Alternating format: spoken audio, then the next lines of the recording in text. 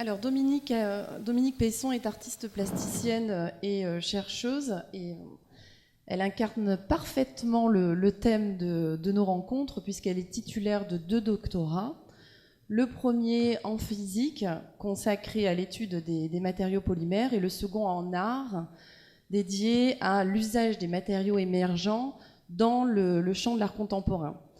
Un travail donc de recherche et de création autour du langage de la matière, tant dans ses propriétés que ses qualités intrinsèques, que dans sa capacité à interagir avec le public. Donc après avoir été maître de conférence à l'École supérieure de physique et de chimie de la ville de Paris, puis intégré un laboratoire de recherche à l'École nationale des arts décoratifs, elle est actuellement chercheuse en art et nouveaux médias au sein de l'université Paris-Est Marne-la-Vallée. Et ces œuvres qui se déploient en installation, en vidéo, en performance, et qui intègrent ces matériaux que l'artiste qualifie de responsives, ont été exposées dans de nombreuses structures culturelles ou scientifiques, comme la Cité universitaire à Paris, la Villa Belleville, l'Institut Imagine ou l'Institut des systèmes complexes, toujours à Paris, l'Opéra Comique, et bientôt le 104, autour d'un passionnant projet qui s'intitule Start et qui a pour thème les origines de la vie. Donc Dominique, je vous laisse la parole. Merci beaucoup. Alors, je ne sais pas trop à quelle hauteur il faut que je me mette du micro. Ouais. Ok. Déjà, merci de m'avoir invité pour cette matinée dans ce merveilleux musée. J'en suis très heureuse. Comme vous l'avez dit, je suis plasticienne. J'étais précédemment scientifique. J'ai été chercheur en physique en fait pendant 3 ans, ce qui m'a donné l'envie de retourner très régulièrement dans les laboratoires.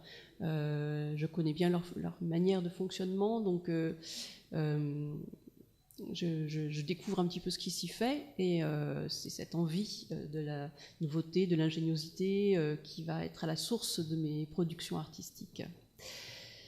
Donc je vais vous présenter ici un petit peu les travaux que j'ai mis au point, c'est qui sont finalement des matières à penser qui sont originellement basées sur des matières justement, non pas des matières comme des matières premières, mais des matières qui présentent des propriétés tout à fait originales et intéressantes. Vous parlez des matières responsives par exemple, c'est-à-dire des matières qui sont sensibles à leur environnement et qui sont capables d'y répondre, mais il peut y avoir d'autres types de matériaux performants que je vais vous présenter en fait au travers de mes installations artistiques. Juste un tout petit mot pour dire auparavant que l'histoire de l'art auparavant a toujours été une histoire des formes, c'est-à-dire que les artistes, sculpteurs, sculptaient la matière comme le marbre ou faisaient du modelage. Les peintres, avec leurs touches de peinture, allaient donner forme à une image, et dans ces cas-là, la matière devait se faire oublier. Elle n'était là que pour permettre de faire cette mise en forme, et ensuite on ne devait pas percevoir la matière, mais l'image du tableau ou la forme de la sculpture. Mais après cela, il y a eu l'art moderne et puis ensuite l'art contemporain. Et là, les artistes finalement se sont emparés de beaucoup d'autres types de matériaux, des matériaux qui étaient considérés comme n'étant pas des matériaux nobles au départ, comme des matières plastiques. Et petit à petit, finalement, c'est quelquefois dans certaines de ces installations, la matière même, son essayité, c'est-à-dire son identité spécifique, ce qui fait qu'elle est caractéristique, qui a pu être mis en évidence dans les œuvres, dans certaines des œuvres, qui était finalement une mise en scène de certaines de ces matières, comme on le voit dans une œuvre de Matthew Barney, ici, Cremaster. Qui a été présenté dans la série de vidéos de Cremaster. Alors, en ce qui me concerne, comme moi j'ai beaucoup travaillé sur les matériaux performants quand j'étais scientifique, à mon avis, je pense que si on peut arriver à comprendre bien ces matières, c'est-à-dire leur fonctionnement, pourquoi est-ce qu'elles vont réagir d'une certaine manière à un moment donné, quand on le sait, comment est-ce qu'on peut utiliser cette manière de réagir et l'optimiser et aller au plus loin, eh bien, à mon avis, tout ça, ça peut permettre de faire des œuvres d'art contemporain qui peuvent être intéressantes parce qu'on peut arriver à faire des œuvres qui vont être interactives, mais sans passer par le numérique. Donc, on va pouvoir faire interagir notre système dans l'installation artistique, mais de manière beaucoup plus viscérale, finalement, comme une vraie corporéité avec laquelle on peut avoir une résonance. Cette matière, elle est étudiée beaucoup dans les laboratoires, et donc le fait qu'on puisse obtenir des propriétés tout à fait intéressantes, c'est parce qu'on sait la structurer à l'intérieur d'elle-même. C'est parce que cette matière est faite d'une certaine manière à l'intérieur d'elle-même, avec des molécules qui sont agencées d'une certaine manière, ou bien à des échelles encore plus grandes parce qu'il y a des grandes lignées perpendiculaires les unes aux autres, qu'il va y avoir des propriétés spécifiques. Donc en fait, pour moi, alors qu'on a beaucoup parlé d'une dualité matière-forme dans l'histoire philosophique, pas seulement l'histoire de l'art, pour moi, en fait, maintenant, on est arrivé à un moment où on pourrait dire finalement qu'on sort de cette dualité et qu'on a une matière qui est une matière-forme, puisqu'elle a une forme à l'intérieur d'elle-même. Elle n'est plus une matière amorphe qui se doit de se faire oublier. Elle existe en tant que telle, et parce qu'elle est constituée d'une certaine manière à l'intérieur d'elle-même. Alors, je vais passer maintenant à la présentation de certains de mes travaux qui font appel justement à ce type de matériaux. Et on va d'abord se pencher sur une performance que j'ai menée à l'espace Pierre-Gilles de Gênes. Donc vous voyez un cube transparent, vide, qui est présenté ici, dans la salle d'exposition. Alors c'est un petit peu comme de la magie, il y a un grand parallépipède aux parois transparentes qui est posé sur les pieds de bois au centre de la salle d'exposition. Et ouvert sur la face intérieure, en dessous, il y a un petit réchaud, un petit réchaud ménager sur lequel on a mis de l'eau à bouillir. J'ai fait cette performance avec une autre artiste qui s'appelle Xingli Wang. Et cette eau va se mettre à bouillir, de la vapeur d'eau va monter, va rentrer à l'intérieur du cube. Pendant ce temps, il y a un petit texte que l'on avait écrit, qu'on a pu dire au public.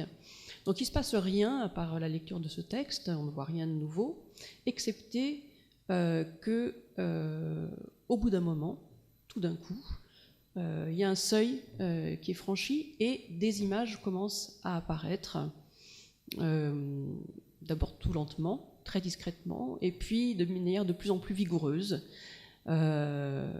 Il n'y avait rien, et ensuite il y a des images sur les parois du bassin.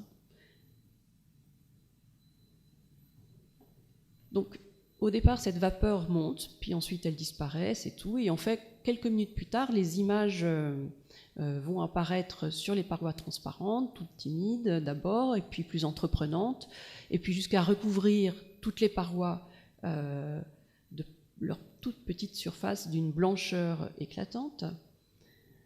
Et ensuite, voilà, le temps nécessaire à leur préparation est terminé, les conditions se remplissent, on peut voir ces images sur toutes les surfaces, des images qui sont faites de buées irradiantes au contour précis, qui s'affichent tout à coup devant nous et qui se laissent admirer, délicatement surprenantes.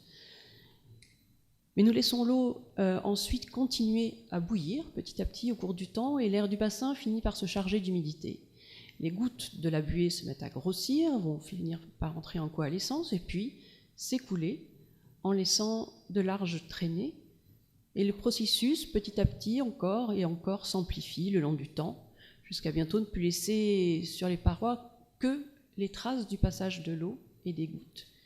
Les dessins, petit à petit, après être apparus, eh bien, vont se déliter et disparaître avec ces coulées comme des pleurs de l'eau. Alors, vous allez me dire, mais en fait, oui, mais où est-ce qu'elle est la matière innovante dans toute cette histoire, puisqu'on voit finalement de l'eau, de la buée, on a l'habitude de ce type de matière. En fait, la matière, elle intervient ici comme étant un traitement sur la surface sur laquelle on a fait apparaître cette buée, de manière à pouvoir contrôler la formation ou non de buée.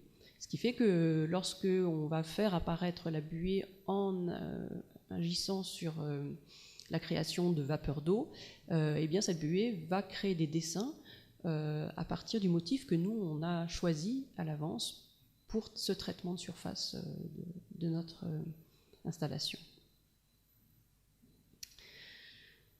Donc, en fait, ce sont des matériaux qui sont des matériaux émergents, qui sont mis effectivement à l'étude dans les laboratoires.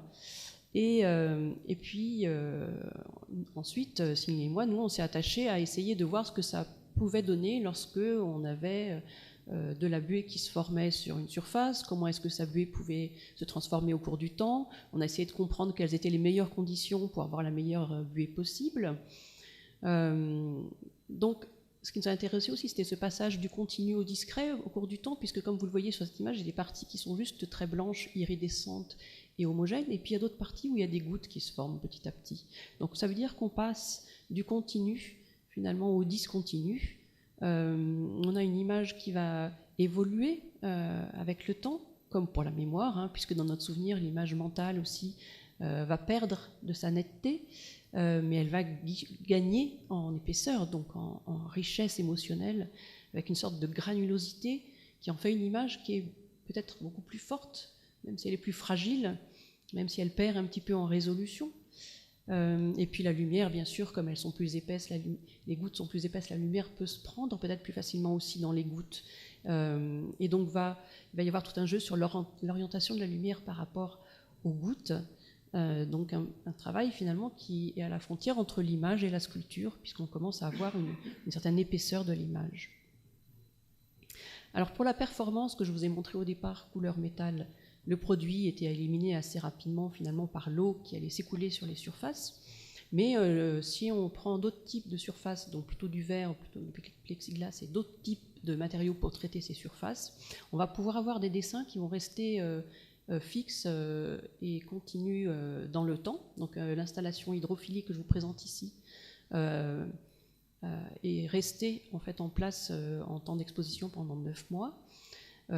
Donc on a pu conserver un petit peu cette image fragile créée par la buée. Et ces feuilles que vous voyez en fait représentent, comme on pourrait les voir dans un catalogue botanique, et puis ça fait un peu résonance avec votre travail, sont en fait les feuilles d'une plante qui a la particularité de se reproduire par hydrophilie. C'est-à-dire qu'en fait, c'est assez rare comme plante, mais des plantes qui sont dans les étangs, le pollen en fait n'est pas porté par l'air, mais il est porté par le cours d'eau. Et c'est comme ça en fait qu'il va rencontrer les pistils d'autres plantes hydrophilie et puis bon, générer ces plantes qu'on a représentées en fait sur ces surfaces.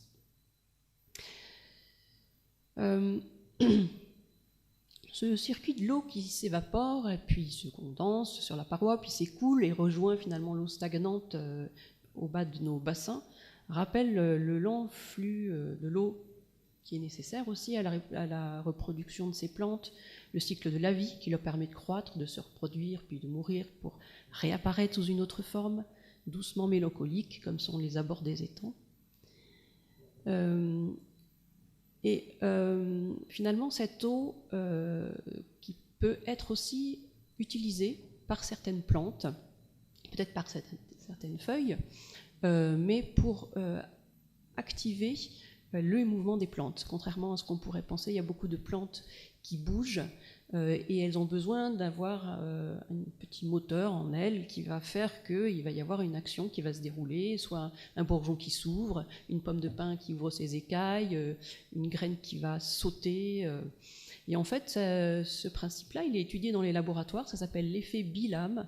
C'est un système assez simple mais assez robuste qui fait que quand on a juxtaposition de deux surfaces qui vont réagir différemment à l'humidité, une qui va se gonfler avec l'humidité et l'autre pas du tout, eh bien on va avoir un mouvement qui sera possible lorsqu'il y aura un changement d'humidité dans l'air. Donc c'est un petit peu ça que j'ai utilisé ici, juste avec des petits papiers. Et ce que vous voyez ici, c'est une vidéo où j'humidifie uniquement la surface de mes petites sculptures en papier, de manière à générer le mouvement. On a l'impression qu'elles prennent un petit peu vie, finalement comme des plantes, ce qui n'est pas illogique, puisque finalement ce mouvement, il a été inspiré par le mouvement des plantes. Et j'essaye finalement de tester un petit peu différents types de mouvements possibles pour pouvoir générer comme une petite danse avec mes papiers. Oui, c'est en accéléré, c'est en x2. Ensuite, j'ai travaillé avec un laboratoire de microfluidique. Alors là, il s'agit d'un système scientifique beaucoup plus complexe. En fait, il y a beaucoup de laboratoires qui travaillent avec ce qu'ils appellent des petits laboratoires sur puce, c'est-à-dire qu'il y a des petits circuits, comme vous le voyez sur cette image, qui font l'épaisseur d'un cheveu, et dans lesquels on fait circuler les fluides, et puis il y a toute une opérativité possible de ces fluides à l'intérieur de ces circuits, pour pouvoir faire toute une batterie d'analyses, etc.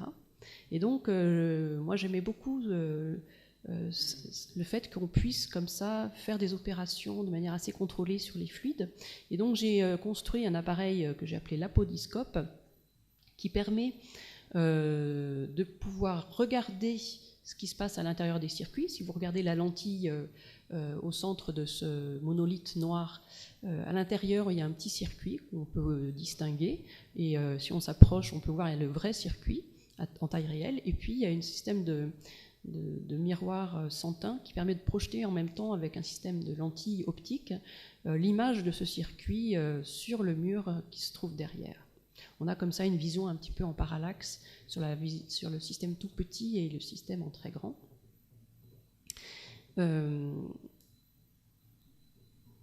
Donc, je vous montre un petit peu on peut mettre en fait les circuits que l'on veut à l'intérieur, des circuits microfluidiques que j'ai fabriqués dans les laboratoires. Et ici, vous pouvez voir un système d'abord qui permet de créer des petites gouttes. Donc, on a un système qui est liquide, mais qui est finalement digital aussi, et qui se rapproche un petit peu des images des jeux numériques des tout premiers temps. Donc là, on a un système de division, c'est comme si on avait une division cellulaire, presque aussi. C'est quelque chose qui se trouve finalement à l'interface entre un système qui nous rappelle le numérique et la programmatique, et puis un système qui est plutôt plus proche du vivant, peut-être. Alors si je change un peu la forme de mon circuit, je vais avoir des circulations de gouttes qui vont être différentes. Comme vous le voyez ici, tout autour, on dirait soit des petites bêtes, soit encore une fois quelque chose de numérique, ou des petites voitures qui circulent. Par contre, quand ces gouttes arrivent à l'intérieur de l'espèce de cavité ronde, elles vont pouvoir se fusionner entre elles, et prendre une forme beaucoup plus organique, se créer une petite vie à elles ne font pas toutes la même chose. Voilà. Et donc il y a différentes modalités de mouvement dans notre système qui sont uniquement dues au dessin, finalement au design du dessin de nos petits circuits dans la cellule. Donc ce qu'on peut voir ici, finalement, avec ce système que j'appelle, cette installation que j'ai appelée trafic, on peut voir la relation forte qui unit l'information et la matière organique. Il y a des gouttes d'abord régulières qui deviennent semblables à des cellules, ce qui est tout à fait normal, car les matières qui constituent les parois des cellules, finalement, sont aussi sur ce jeu hydrophile-hydrophobe, à partir desquels je peux créer les gouttes. Alors, le flux des gouttes dans le trafic peut également être la métaphore de la circulation dans nos capillaires sanguins, peut-être des globules rouges. Et dans la version trafic 3.0 que j'ai installée à l'Opéra Comique pour Kainichi sur Fukushima, et bien là, cette fois-ci, j'ai introduit un fluide rouge et qui, en plus d'être rouge, est radioactif. Donc le public pouvait s'approcher finalement du circuit fluidique pour mesurer la radioactivité qui était effective. Et donc, ce qui m'intéressait un petit peu dans cette installation, c'était de pouvoir faire le lien entre différentes échelles de taille.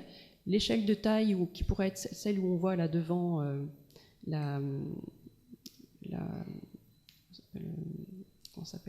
l'usine comment s'appelle, l'usine pour fabriquer l'électricité à Fukushima qui a été détruite, la centrale nucléaire, voilà, merci. Donc, ce lien entre finalement, je vais peut-être la remettre la vidéo. Voilà. On peut voir ici quelque chose qui se rapprocherait d'une centrale nucléaire et donc avec une circulation à l'intérieur de la centrale de la radioactivité. Et à ce moment-là, à ce niveau-là, la radioactivité peut être très dangereuse pour nous, parce qu'elle va créer peut-être un cancer justement de nos globules rouges. Mais aussi, si on le fait à toute petite échelle, ce qu'on peut voir ici finalement aussi dans cette image, c'est peut-être la circulation dans notre corps dans lequel on aurait introduit de la radioactivité, au contraire, pour nous soigner de notre cancer par un traitement de radioactivité. J'ai également travaillé toujours sur cette idée de l'information dans la matière, sur la dispersion radioactive à l'échelle de la planète, avec ce fameux nuage radioactif dont on a pu voir les images par Internet après Fukushima, c'est-à-dire comment est-ce que les parties radioactives des nuages se sont dispersées autour de la planète dans les jours qui ont suivi la catastrophe. Et donc j'ai pris ces images et je les ai représentées, comme vous pouvez le voir ici, sur ces plaques de métal. Les petits points que vous voyez, ce sont des gouttes d'eau. Ce sont des gouttes d'eau comme si c'était les gouttes d'eau qui représentent le nuage. Donc au lieu d'utiliser des pixels numériques, j'utilise des gouttes d'eau à la place des pixels. Et chacune de ces gouttes d'eau, finalement, provient d'eau qui a été prélevée au Japon, dans un parc naturel qui s'appelle Ose et qui se situe dans le même secteur que la centrale de Fukushima. Donc à l'intérieur de ces gouttes d'eau, eh bien, on a des informations qui est finalement leur contenu en radioactivité. Et en même temps, ces gouttes d'eau nous donnent à voir aussi une information plus globale qui est la forme de ces nuages radioactifs quand ils se sont petit à petit déployés autour de la planète. Alors, si on reprend cette idée de matière et d'information qui est inscrite dans la matière, d'une toute petite, d'une autre manière, avec un exemple qui peut-être va brouiller un petit peu plus les cartes, j'ai eu envie de travailler sur l'ADN.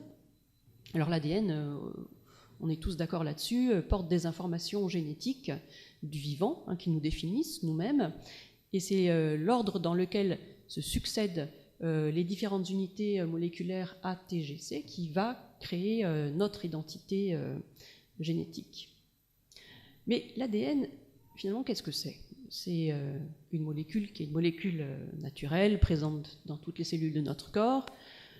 Nous, on se la représente toujours telle que nous la dessinent les chercheurs et leurs médiateurs, c'est-à-dire comme ce que j'ai fait ici comme petit dessin, une échelle souple, enroulée comme une hélice, une double hélice en fait, avec le tout qui flotte dans le vide de la page.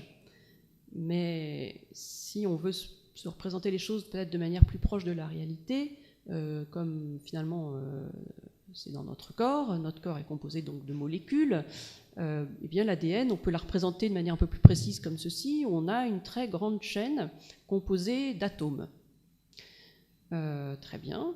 Donc la caractéristique ici, c'est que ce système est composé donc d'une grande chaîne qui continue très très très très loin par le haut, si vous pouvez imaginer, par le haut, et puis vous la continuez aussi très très très longtemps par le bas, c'est-à-dire que c'est ce qu'on voit ici sur l'image, c'est une toute petite partie de l'ADN, mais c'est une molécule extrêmement longue. Alors, l'idée de mon travail sur l'ADN a commencé à partir du rapprochement de deux définitions. Alors, celle du plastique d'abord. Le plastique, ça s'appelle du plastique parce qu'en fait, c'est un matériau qui est d'une extrême malléabilité. On peut lui donner toutes les formes qu'on veut, en fait, assez facilement. Il suffit de chauffer un peu. Et pourquoi est-ce que le plastique est si malléable ? Eh bien, il est malléable parce qu'il est constitué de très grandes chaînes, très longues. Alors, je vous ai représenté un petit peu de la même manière que l'ADN juste avant. Vous voyez, ce qu'on voit ici, c'est un petit morceau de la molécule d'ADN, mais ça continue très, très longuement au-dessus et en dessous. Et donc, si on regarde bien la molécule d'ADN très longue, ça correspond à la définition du plastique, puisque le plastique, c'est des chaînes très longues. C'est ça la définition. Donc l'ADN, c'est du plastique. Alors il ne s'agit pas d'une image, hein. Quand je dis ça, il ne s'agit pas d'une métaphore, il s'agit d'une réalité. Et cette réalité conduit à mettre en relation donc, ces deux représentations. Et c'est là-dessus que finalement on peut peut-être commencer à faire sortir un petit peu les choses de leur rang habituel. Ce que j'ai cherché à faire à partir de ce moment-là, c'est de faire des objets qui sont des objets habituellement fabriqués en plastique par des objets fabriqués en ADN pur. Alors, à l'inverse, le plastique, comme on le voit sur ces petits dessins, c'est le matériau le plus bas de gamme hein, parmi ceux qu'on utilise dans notre quotidien. Et à l'inverse, eh bien, l'ADN, c'est la molécule dont la dimension symbolique est la plus forte parce que, eh bien, elle permet la vie, elle nous définit dans notre singularité, donc elle est totalement unique et singulière. Donc ma question c'était, puis-je fabriquer des petits objets faits avec de la matière ADN? Alors en fait, ce qu'il faut quand même voir, c'est que la molécule d'ADN, elle est particulièrement petite, hein, parce qu'après tout c'est une molécule. Donc comment passer de cette quantité vraiment nanoscopique à une production permettant la réalisation d'un objet d'au moins plusieurs grammes? Et tous les chercheurs hein, qui travaillent sur cette molécule sont habitués à la manipuler en d'infimes quantités. Donc ce sont vraiment des microgrammes, des milligrammes. Et tous ceux à qui j'ai posé la question de ce que c'était en tant que matière si on le voyait à notre échelle de taille, ils m'ont tous dit ben non, on ne voit jamais à notre échelle de taille. C'est pas possible, on n'en a que trop peu. Mais si on contourne l'arbre qui cache la forêt et qu'on y regarde de plus près, on découvre que cette molécule d'ADN, finalement, elle n'est peut-être pas en quantité si faible que ça dans la nature. Parce que, comme on le voit sur ce petit dessin, l'ADN, c'est ce qui constitue nos chromosomes. Or, nos chromosomes, c'est ce qui constitue nos noyaux. Et donc, dans toutes nos cellules, dans les noyaux, on n'a pratiquement que de l'ADN. Et comme on a beaucoup de cellules, on est constitué uniquement de cellules. Ça veut dire que si on récupère tous les noyaux, on récupère finalement pas mal d'ADN.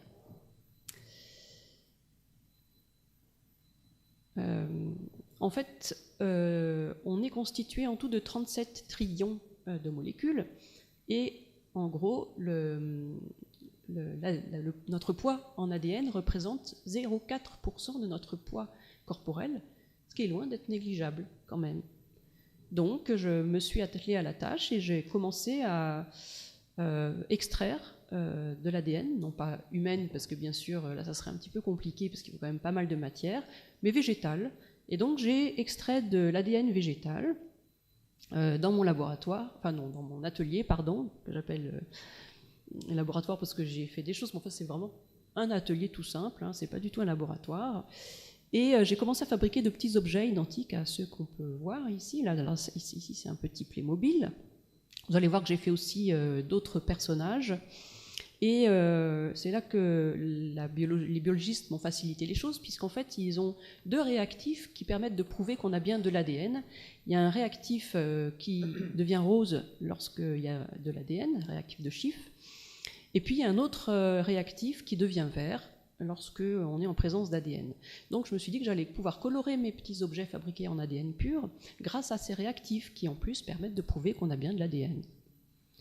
Et comme finalement l'ADN est vraiment une caractéristique de notre singularité, j'ai utilisé deux petits objets qui étaient vraiment hyper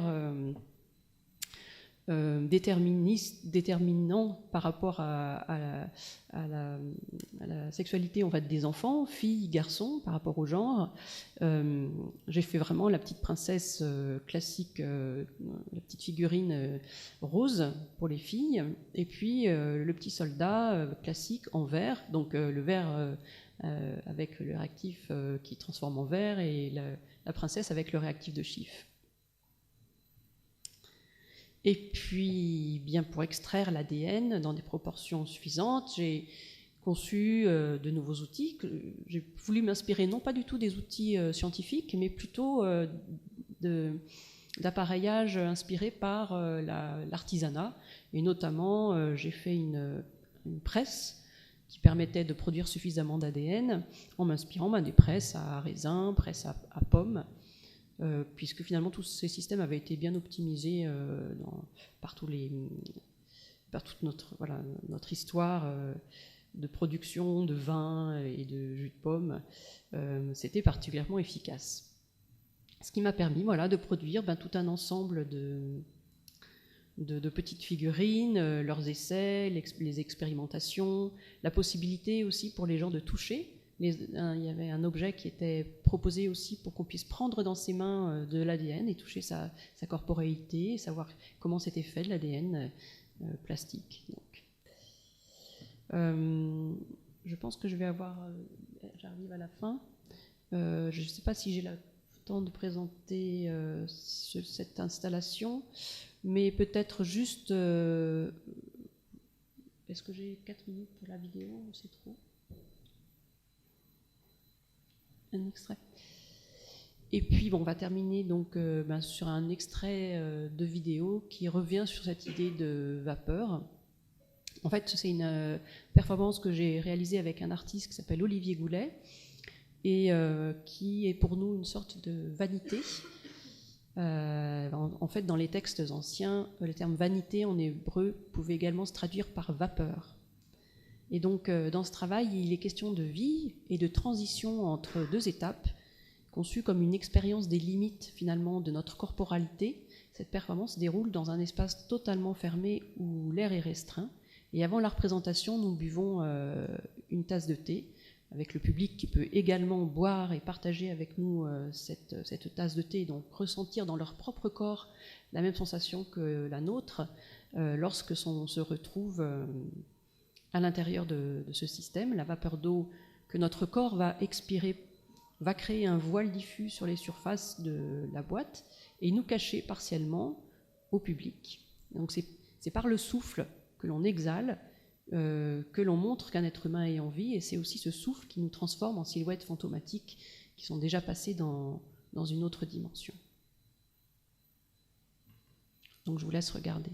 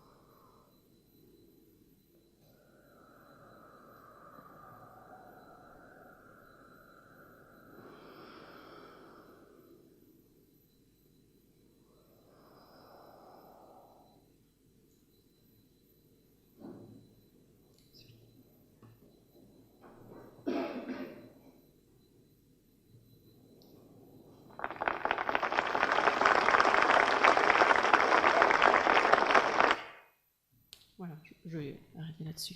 Merci. Merci.